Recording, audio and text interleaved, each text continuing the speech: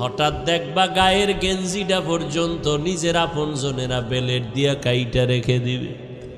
জামাটা খুইলা দাও, গেঞ্জি খুলে রাখ, তাড়াতাড়ি বাজারে গিয়া নরমাল অল্প দামের কাফন কিনে নিয়ে আয়।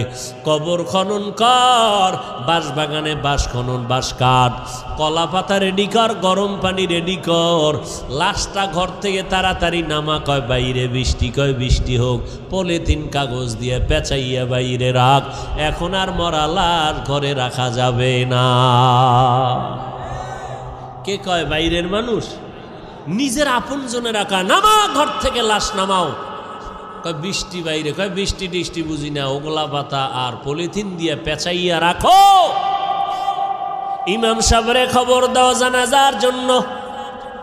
বৃষ্টি এখন কি করি, 2 দিন বৃষ্টি চলে, একটু রাইখা দেই ঘরের মধ্যে, পাহারা দাও। কয় না, যেভাবেই হোক পলিথিন উপরে দিয়া কবর খনন কর, ভেতরে কোনো রকম রাখতে পারলেই হয়। দোয়া দায়ী লাগবে না, চাপা মাটি দিয়া চইলা আয়। এখন আর এই মরা লাশের পাহারা দিতে পারবো না। শুধু তাই না, করোনায় দেখাইয়া গেল। কয়েক মাস আগে তোমরা তো ফেসবুক শরীফের ভেতরে দেখেছো, এই যে ঢাকা বাড্ডা থানার ভেতরে আজদাহা 2টা সন্তান, মহিষের মতো 2 সন্তান, বাবায় লেখাপড়া শিখাইয়া গেল, বাবায় টাকার অডেল সম্পদ রেখে মরে গেল। সন্তানেরা বাবার সম্পদ নিয়ে 24টা ঘন্টা ঝগড়া করলো। বাবার লাশটা পড়ে রইল, দাফন করার সময় পাইল না। 2 সন্তান, বাবার টাকা পয়সা নিয়ে ঝগড়া, বাবার লাশ দাফনের ফিকির নাই।